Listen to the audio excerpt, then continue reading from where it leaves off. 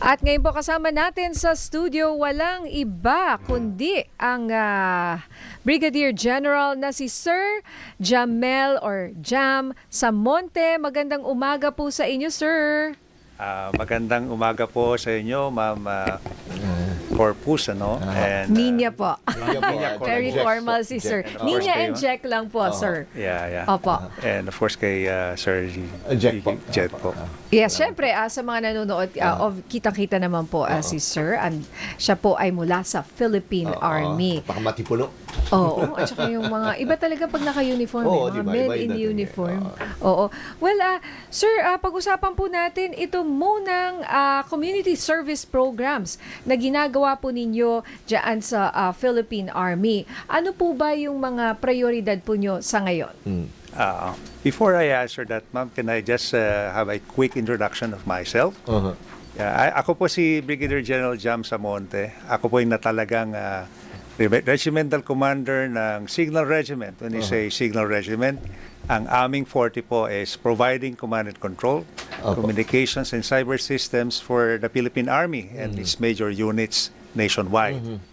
Now, going back to that one, I can relate my answers to my competency and of course with the community support program. Yes, opo. Na, ano.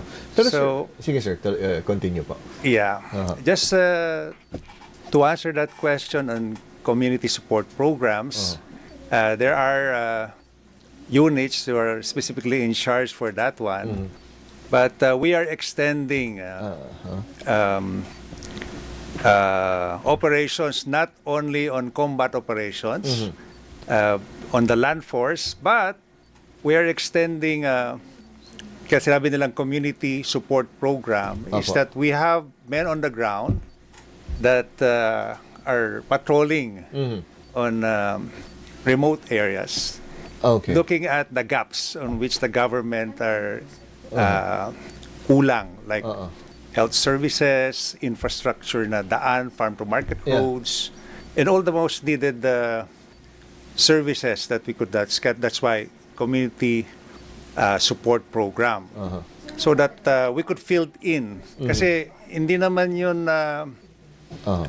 role ng military, but we can always help with interagency because everything that we are looking for national security kasama pati yung mga requirements dun sa kanayunan.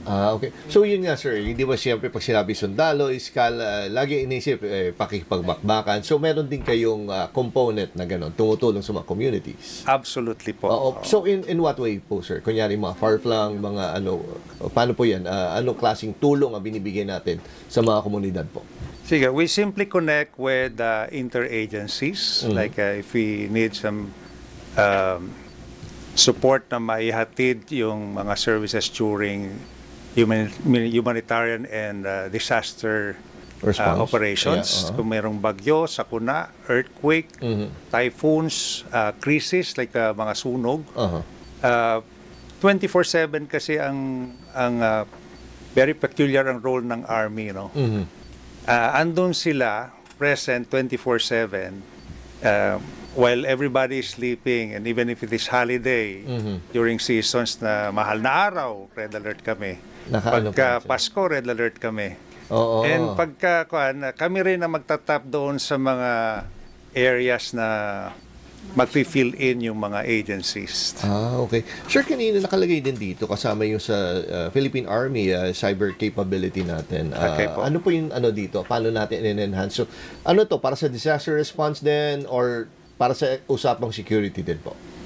Parehas po yan, sir. No? Pag sinabi kasing cyber operations, everything that works on digital world, like processes, like we are talking right now, there's internet. Diba? We are connected practically. Ang telephone mo is also internet. So we need to secure that one. Sa unit ko, ang Philippine Army, we have our own data centers. We are connected practically sa mga camps nationwide from farthermost south doon sa Hulosulu hanggang doon sa Batanes. So pag sinabing cyber operations, yung infrastructure network operations, kukonek namin yung mga kampo, pag gumalaw yung mga tropa, and pag related naman sa military operations than war, we also provide connectivity and secure the networks. Kaya nga sir, di ba, importante yung cybersecurity ngayon, lalo na sa panahon ngayon. Kasi di ba sinasabi nga nila, yung battleground is hindi na talaga sa lupa, is nangyayari na sa cyberspace. So gaano kahalaga para sa Philippine Army natin yung ganyan? Very true po yon, sir. In a modern battlefield kasi ngayon, yung pinaka-importante is information. Or data-centric na tayo. Very important ito kasi ang information on the ground must be sent doon sa leaders to decide, to plan properly, fast. Yun yung pinaka-importante sa cyber na operations. Pagdating naman sa battlefield management system, may tinatawag kaming situational awareness and common operational picture. That can always be achieved kasi kung iba yung drones ngayon pag pinalipad mo, no? Yeah. Makikita mo dun sa landscape nung gera, nasaan yung friendly troops at saka yung enemies. So if I am the commander, if you are the commander, you could easily decide automatically kung meron kang battlefield management systems na available. Sir, meron lang curious lang ako kasi since nakikita natin yung nangyayari ngayon sa gitnang silangan, yung sa Iran nga, no? At saka yung mga Middle East countries, nakikita natin paano nila na-intercept yung mga, di ba, yung mga bomba. Meron ba tayong ganong capability sa Pilipinas? Or kung wala, kailan kaya? Okay. Magandang tanong po yan. Maganda yan, Di ba ang totoo galing yan sa Dubai, imbis na yung, di ba, debris na lang. yung debris Imagine kung yung babagsak. bomba talaga, yung missile ang bumagsak sa lupa. Nami-minimize yung magiging Oo. So, yung importante kasi ngayon, meron kasing aid na ng AI lahat, no?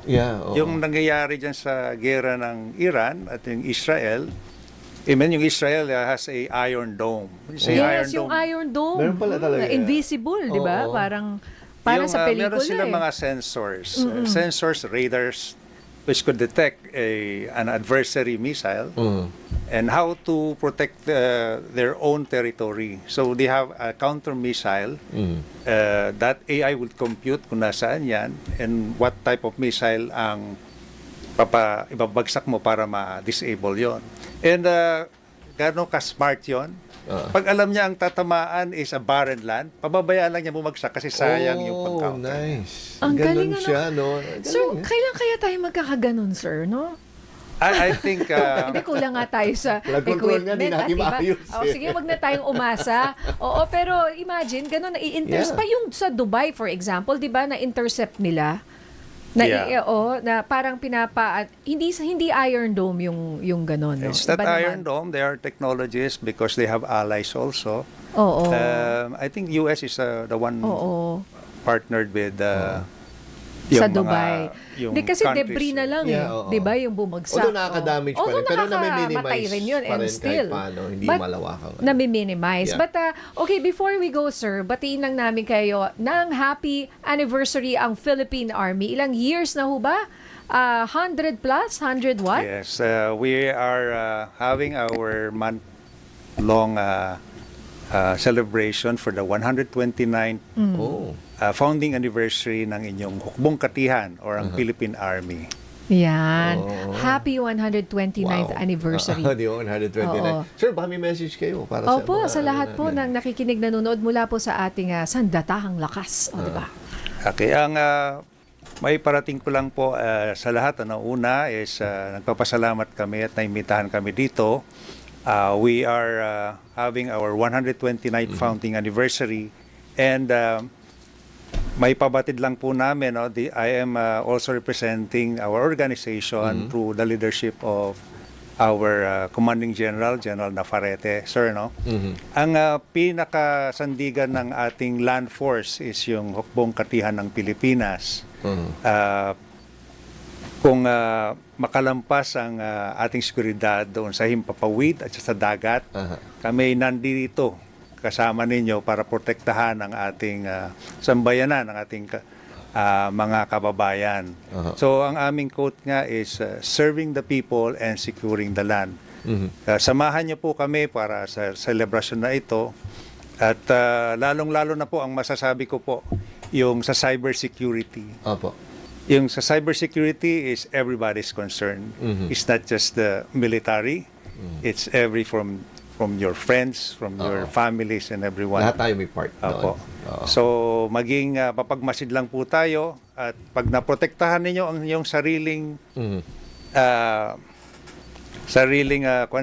Opo. lahat tayo is magkakaroon ng secured network at saka sa Pilipinas po. Okay. Maraming salamat po. Salamat, sir. Ayan, ako, maraming salamat po sa ating Philippine Army and happy anniversary po Thank you once for your again. service, sir. Salamat, Thank you, sir. Opo. Thank you, ma'am. Thank you. Opo. Yan po si Brigadier General Jam Samonte, ang commander ng Signal Regiment, Philippine Army. Thank you, sir. Thank you.